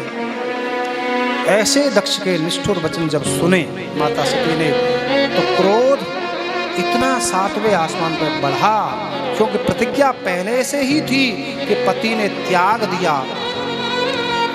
पति ने त्याग दिया तो कहाँ गई पिता के यहाँ। माताओं, पति चाहे जैसा है उसको त्याग करके पिता के यहाँ जाना ठीक नहीं होता। माता सती ने ऐसा किया था, कभी फैसला नहीं लेना। पति के घर के सूखे रोटों से पिता के यहाँ के लाखों 56 भोग मिल जाएं, सब बेकार। पति के घर में सम्मान से जीना उससे कहीं ज्यादा अच्छा है पति की चौखट पर मर जाना।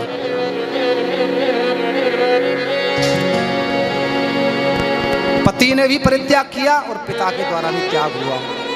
आज तुम पति को छोड़ के जिन भाभियों के यहाँ, जिन भाइयों के यहाँ, जिन पिता माता के यहाँ जाती हो और कुछ समय के लिए 1-2 साल पति से अलग उनके यहाँ रहो, वो बढ़िया तुम्हें भोजन कराएं, लेकिन एक समय ऐसा आता है वो वही तुम्हारी भाभियाँ कहती है, हाँ देखी हमने, तू बात बना रही है, तू छोड़ के चली जाएगी अपने पति है यहाँ, हमारे यहाँ आके रही तू 2 साल तक, कहाँ जियोगी।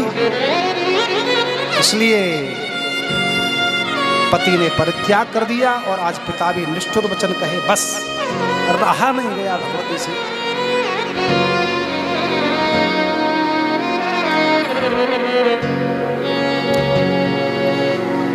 और ऐसे ही मन ये प्रतिज्ञा कर ली कि अब इस शरीर का रह के मैं करूंगी क्या। और प्रभु शिव का ध्यान करने लगी और ध्यान करते ही करते एक बात और मन को चुभ गई। क्या चुभ गई? अपूज्या यंत्र पूज्यन्ते पूजनीयो न पूज्यते। जहां अपूज्यों की पूजा होने लगे और जो पूजनीय हैं उनकी निंदा होने लगे, वहां रहना ठीक नहीं होता।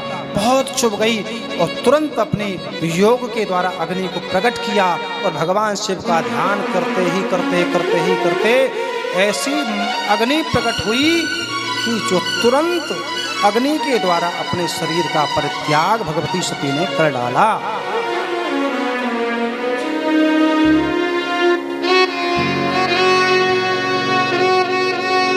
और एक ज्योति स्वरूप अग्नि शरीर से निकल करके अंतर्धान हो गई और सती का शरीर जल करके वही जमीन पर गिर पड़ा। भगवान शिव के गणों ने जब यह दृश्य देखा तो बस सोचे क्या दशा रही हुई। अपनी मां की इस स्थिति को देख करके, ऐसा शिव पुराण में लिखा है कि 60,000 गणों में से तो सब गण विचलित होने लगे, दक्ष को बहुत बुरा भला कहने लगे, बहुत गाली गलौज करने लगे, लेकिन 20,000 सैनिकों ने अपना सिर पटक के वहीं अपना प्राणांत कर लिया। कि जब हमारी माँ ही न रही तब हमारे रहते हुए हमारी माँ दुखी रहे, प्राण त्याग दे, ऐसे शरीर को रखने का क्या औचित्य। 20,000 सैनिकों ने वहीं प्राण छोड़ दिया है, सिर पटक के अपने ही सिर काट डाले, अपनी तलवार से सिर काट लिए हैं। 40,000 सैनिकों ने हाहाकार दक्ष को पकड़ा और ये सब भृगु उसके आचार्य थे यज्ञ के और पूका इत्यादि इनको बहुत बुरा भला कहने लगे हैं। तो भृगु ने ऐसे वेद मंत्रों से आहुति लगाई कि जो है यज्ञ से दैत्य राक्षस पैदा हुए, गण पैदा हुए, तो उन गणों ने शिव गणों को मार के वहाँ से भगा दिया है। शिव गणों ने आकर के शिव को सूचना दी कि प्रभु ऐसे ऐसे घटना घटित हो गई। शिव ने फिर भी एक बार के लिए विश्वास नहीं किया और विश्वास जब नहीं हुआ तो नारद को बुलाया। नारद ने आकर के शिव से निवेदन किया, देव देव रमानाथ सर्वेश्वर महाप्रभु। हे प्रभु, हे देवादिदेव, आपने जो सुना है वो बिल्कुल सत्य है। जो गणों ने आपसे कहा है वो बिल्कुल अक्षरशः सत्य है। उसी क्षण शिव को अत्यंत क्रोध हुआ और क्रोध ही नहीं हुआ अपितु शिव ने अपनी जटा से एक बाल उखाड़ा और एक चट्टान पर झट से दे मारा। जैसे ही जटा का बाल गिरा तो उसके दक्षिण भाग से वीरभद्र, जो भगवान शिव के समान बलशाली और अत्यंत भयंकर थे, और उसके वाम भाग से भगवती भद्रकाली का जन्म हुआ। बोले वीरभद्र महाराज की जय। और उसी क्षण भगवान भोलेनाथ ने वीरभद्र और भद्रकाली को आदेश दिया कि जाओ, जिस दक्ष ने इतना मद में मस्त होकर के, मदान्ध होकर के मेरा इतना अपमान और मेरी प्राण प्रिया का ऐसी स्थिति में उसको पहुंचा दिया, जाओ उसको दंडित करो, उसके दर्प को नष्ट कर डालो। वीरभद्र प्रभु की आज्ञा पा करके तुरंत यज्ञ क्षेत्र में पहुंचे हैं। यज्ञ क्षेत्र में जैसे ही पहुंचे तो शिव के गण साथ में, और आज एक भयंकर तांडव होने वाला है। शिव पुराण कहती है, अपूज्या यत्र पूज्यन्ते पूजनीयो न पूज्यते त्रीणि तत्र भविष्यन्ति दारिद्र्यम मरणम भयम। जहां अपूज्य लोग पूजे जा रहे हो और पूजनीयों की निंदा हो रही हो, तो उस जगह प्रकृति 3 जगह स्वाभाविक उत्पन्न कर देती है। क्या? दरिद्रता, मरण और भय। आज संसार में घटा लो, देख लो इसका उदाहरण। जो पूजनीय है उनकी निंदा हो रही है, और जो अपूज्य हैं वो पूजक बन के बैठे हैं, पूज रहे हैं। तो फल क्या मिल रहा है समाज में? दरिद्रता, मृत्यु। अकारण मृत्यु हो रही है कि नहीं हो रही है? कारण शिव पुराण कहती है अपूज्या यंत्र पूजन्ते पूजनीयो न पूजते। भय व्याप्त है आज समाज में, देखो कैसा तांडव हो रहा है। फल इसी का। इसलिए वीरभद्र पहुंच गए हैं। इधर जो है वीरभद्र बाहर पहुंचे ही थे तब तक दधीची जी ने, क्योंकि दधीची शिव भक्त थे और दक्ष को बहुत उपदेश किया कि तुमने बहुत गलत कृत्य किया है, वो देवादिदेव है, सबके अधिष्ठात्र देवता है, तुम उनको फिर से बुलाओ, वो तुम्हें क्षमा कर देंगे। लेकिन दक्ष ने दधीची को बोले तुम तो उनके उपासक हो, तुम इसलिए नहीं चाहते हो। दधीची उस जगह से उठ करके चले गए अपने गणों के साथ। और इधर वीरभद्र जब आए तो दक्ष को बड़ा भय व्याप्त हो गया, और सब देवताओं को पता था कि शिव के ऐसे ऐसे लीला शिव ने रच दी है, अब इस यज्ञ में कोई बचने वाला नहीं है। शिव विष्णु की शरण में गए, आप बचा सकते हैं। लेकिन विष्णु ने कहा नहीं, मेरी सामर्थ्य नहीं है, उनके सामने मैं नहीं टिक सकता हूँ। वीरभद्र देवता कुछ गए लड़ने के लिए, लेकिन टिक नहीं सके वीरभद्र के सामने। दक्ष गए, देखो प्रभु आपकी उपस्थिति में, आप मेरे आमंत्रित व्यक्ति हैं, आप जगदीश हैं, जगदाधार हैं, तो आपका कर्तव्य बनता है कि मेरी और मेरे यज्ञ की रक्षा करें। देखो हमारे गांव में जो यज्ञ हो रहा है, जो श्रीमद् भागवत, जो ये श्री महापुराण यज्ञ चल रहा है ना, ये किसी व्यक्ति विशेष का नहीं है, ये सबका है, सर्वहित के लिए, संपूर्ण गांव का है, संपूर्ण क्षेत्र का है। ऐसे यज्ञ हमारे गांव में कभी भी आमंत्रित हों तो प्रत्येक गांव के प्राणी को भगवान से ये प्रार्थना करनी चाहिए कि यज्ञ ये जो हो रहा है ये हमारा है, ये निर्विघ्न रूप से हो जाए, इसमें भगवान कोई विघ्न नहीं आए। दक्ष प्रार्थना करने विष्णु से, प्रभु आप बचाइए। अनुनय विनय की, विष्णु तैयार भी हो गए। तैयार होकर के वीरभद्र के सामने गए और वीरभद्र से जाकर के विष्णु ने अब आपसे ये कह रहा हूँ कि इसने कुकृत्य तो किया है, लेकिन ऐसा एक अस्त्राघात शस्त्राघात करना कि जिसके द्वारा कुछ समय के लिए मैं मूर्छित होकर अपने धाम के लिए चला जाऊंगा, उसके बाद तुम्हें जो करना वो करना। तो ऐसे इस जगह पे वीरभद्र के साथ विष्णु का युद्ध हुआ, भयंकर युद्ध हुआ है। तो विष्णु ने अपना सुदर्शन चक्र चलाया है, तो वीरभद्र के ऊपर सुदर्शन चक्र का कोई भी लवलेश मात्र का असर नहीं हुआ है। और उधर से वीरभद्र ने ऐसा त्रिशूल का आघात किया है कि विष्णु तुरंत उससे मूर्छित हो गए और उसके बाद में तुरंत अपने धाम के लिए चले गए। इधर वीरभद्र ने और भद्रकाली ने आकर के दक्ष का सिर पकड़ा और धड़ से खड्ग से उसका सिर काट करके सिर यज्ञ कुंड में जला करके धू धू धू धू धू करके भस्म कर डाला। पूखा की दाढ़ी नोच ली, भृगु की दाढ़ी नोची, पूखा के दांत तोड़े, और जो सूर्य इत्यादि थे वो सबको सबको दंडित किया। पूरा यज्ञ तहस नहस हो गया। क्यों? अपूज्या यंत्र पूज्यन्ते। फल किसका? क्योंकि जिसकी पूजा होनी चाहिए थी उसको बुलाया नहीं।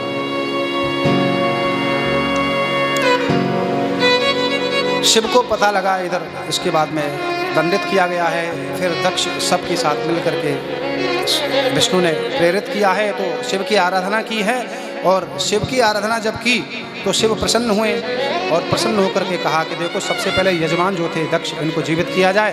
तो यहाँ अन्य दूसरे पुराणों में ऐसा आता है कि उन्होंने बकरे का सिर दक्ष के धड़ पे लगाया। तो बकरा जो होता है वो क्या करता है, ऐसे करता है ना, जो शब्द करता है आप जानते हो।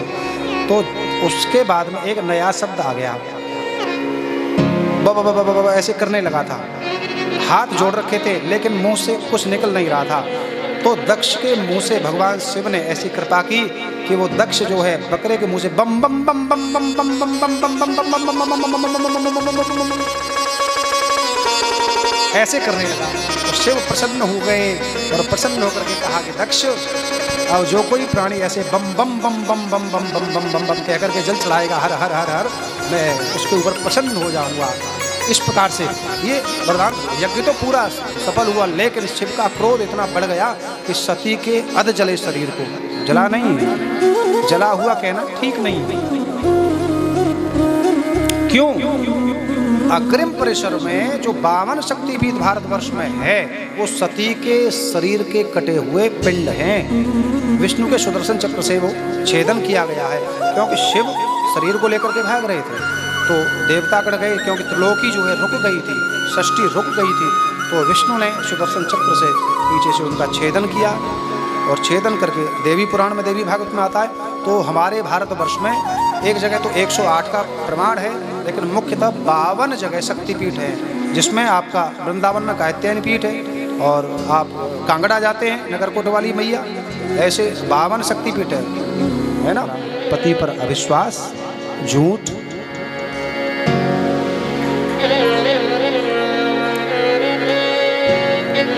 बिल्कुल मत करना। जीवन बर्बाद करना है तो करिए, लेकिन अगर जीवन खुशहाल करना है तो आज के बाद बदल जाना, ठीक है। इस प्रकार से आज हमने सती चरित्र यहाँ तक श्रवण किया और ब्रह्मा जी कहते हैं, नारद मैंने आपको सती का चरित्र श्रवण करा दिया है, बस अब आगे के लिए आप क्या सुनना चाहते हैं। बोले महाराज इसके बाद में फिर ये बताओ कि गणेश जी और कार्तिक कैसे हुए, इनका जन्म कैसे हुआ, क्योंकि दाक्षायणी सती देवी त्यक्त देहा पितुर्मुखे कथम गिरिसुता ब्रह्मन बभूव जगदम्बिका। ये गणेश जी का जन्म कैसे हुआ। बोले गणेश जी का जन्म तो तब होगा जब ब्याह होगा। सती चरित्र में तो देह का त्याग कर दिया भगवती सती ने, फिर विवाह कैसे हुआ, गणेश जी का जन्म किया कैसे हुआ। बोले भैया गणेश जी का जन्म बाद में होगा, पहले शंकर जी का ब्याह करवाना पड़ेगा। और ब्याह कब होगा, ब्याह करवाने के लिए आपको आना पड़ेगा कल, ठीक है।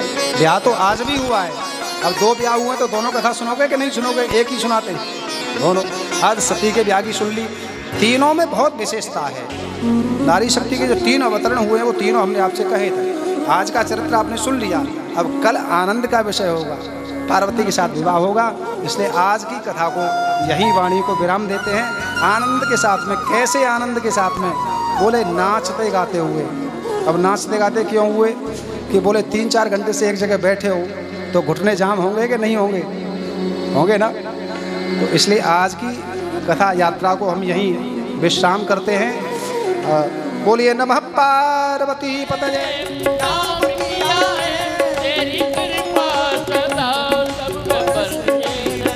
अरे बताओ ऐसे बैठे बैठे जीवन नाम नहीं होता। आप लोग दर्शन जगह रूप में अवतरण हुआ, उस भगवती का भी आप लोग दर्शन कर रहे हैं। तो नाचते गाते हुए मैंने जीवन भोले के नाम किया है, नाम किया है तेरी महादेव।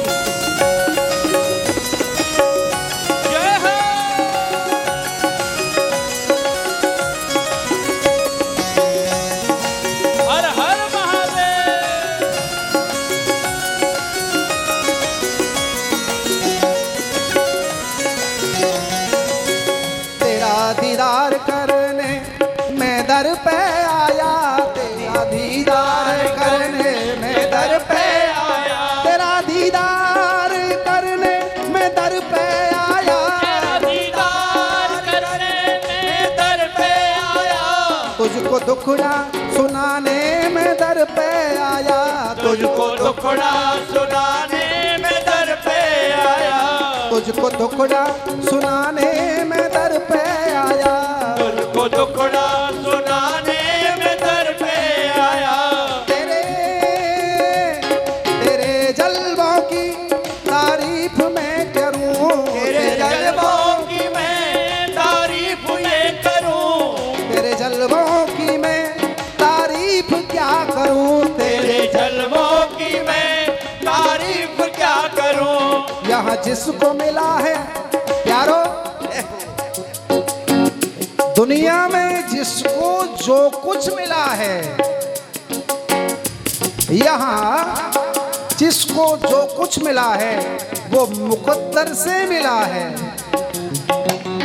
लेकिन प्यारो हमको तो ये मुकद्दर भी केवल और केवल शिव के दर से मिला है। जय हो। इसलिए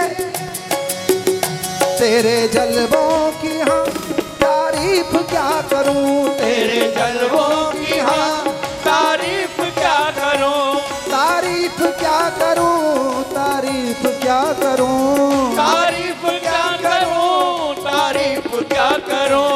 इसलिए मैंने जीवन, गाइए भाव से, दोनों हाथ उठाते हुए, दोनों हाथ ऊपर। मैंने जीवन भोले के नाम किया है, नाम किया है, तेरी कृपा सदा सब पर रहे। मैंने जीवन भोले तेरे नाम किया है, नाम किया है, तेरी कृपा सदा सब पर रहे।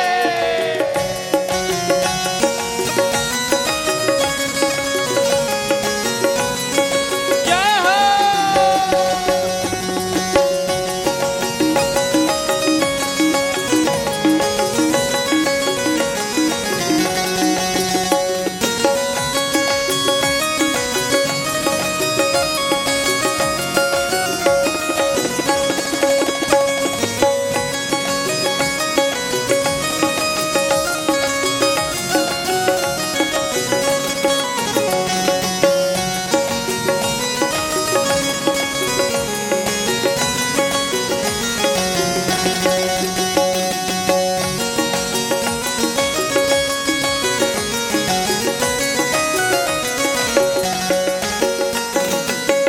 और प्यारे,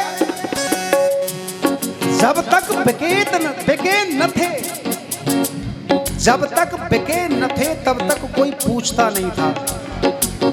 संसार में जो बिना बिकने वाली चीज होती है उसको कोई नहीं पूछता, और जो बिकती है, जिसका भाव ज्यादा होता है, लोग पूछते हैं। प्यारे, जब तक बिके न थे तब तक कोई पूछता न था, लेकिन त्रिलोकीनाथ हे महादेव, जब तक बिके न थे तब तक कोई पूछता न था, तुमने खरीद कर मुझे अनमोल कर दिया। मैंने तेरे सिवा कोई पूजा नहीं, मैंने तेरे सिवा कोई पूजा नहीं, मैंने तेरे सिवा कोई पूजा नहीं, मैंने तेरे सिवा कोई पूजा नहीं, मैंने तेरे सिवा कोई पूजा नहीं, मैंने तेरे सिवा कोई पूजा नहीं। मेरे दिल में है तू कोई दूजा नहीं, मेरे दिल में है कोई दूजा नहीं, मेरे दिल में है तू कोई दूजा नहीं, मेरे दिल में है तू कोई दूजा नहीं। तुमसे मांगू नहीं तो और किससे कहूँ, तुझसे मांगू नहीं तो मैं किससे कहूँ, तुमसे मांगू नहीं तो और किससे कहूँ, तुमसे मांगू नहीं तो मैं किससे कहूँ। तेरी कृपा सदा सब पर रहे। अब बताओ, चाहते हो सब पे भोलेनाथ की कृपा रहे कि नहीं रहे? चाहते हो ना? अच्छा, इधर का मोहल्ला चाहता है, जो खड़ा है, जो बैठा है वो नहीं चाहता। अगर कृपा होती तो तुम भी खड़े हो जाते। कृपा बरस रही है, अब इसका मतलब ये इधर का मोहल्ला नहीं चाहता है। सब चाहते हो? चाहते हो? एक अरे हाथ खड़े करो, अरे जो गुरुजी कहते हैं, अरे माटी के धोदाओ, उठाओ दोनों हाथ। अगर चाहते हो शिव की कृपा सब पर रहे तो दोनों हाथ खड़े करो, और हाथ दोनों खड़े करके ताली बजनी चाहिए एक साथ सबकी, तब जानेंगे कि सबके ऊपर कृपा चाहते हैं आप लोग। मैंने जीवन, गाइए, मैंने जीवन, ओ मैंने जीवन भोले के नाम किया है, नाम किया है, तेरी कृपा सदा सब पर रहे। मैंने जीवन भोले तेरे नाम किया है, नाम किया है, तेरी कृपा सदा सब परे रहे। मैंने जीवन भोले के नाम किया है, नाम किया है, तेरी कृपा सदा सब पर रहे। मैंने जीवन भोले नाम किया है, नाम किया है, तेरी कृपा सदा सब पर रहे। मैंने जीवन भोले के नाम किया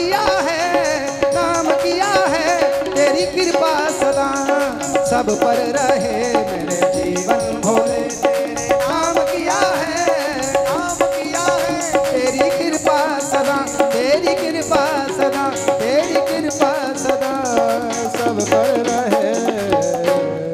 नमः पार्वती पतये हर हर हर महादेव। इसका मतलब ये है, सब खड़े हो गए हो तो नाचने के लिए एग्री हो, तैयार हो? खड़े हो गए हो तो नाचोगे जरूर। अच्छा नाचोगे तो ठीक है, फिर नाचो, कोई बात नहीं। और भैया सब लटा और मेरो मन है गयो लटा पटा, मेरो मन है गयो लटा पटा, लटा पटा गिरी लटा पटा, लटा पटा गिरी लटा पटा, लटा पटा गिरी लटा पटा, लटा पटा हेरी लटा पटा। और गिरजापति की देख चटा, गिरजापति की देख चटा, मेरो मन है गयो लटा पटा, मेरो मन है गयो लटा पटा। और मेरो मन है गयो लटा पटा, मेरो अरे नाच लो।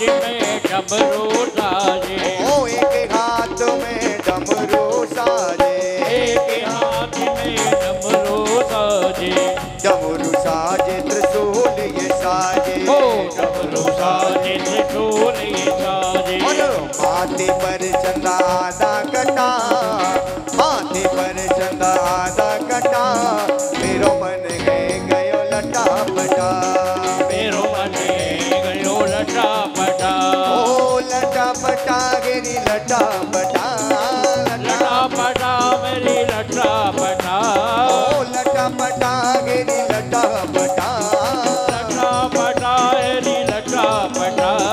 शिव शंकर की ये देख छटा, गिरजापति की देख छटा, मेरो मन है गयो लटा पटा, मेरो मन है गयो लटा पटा।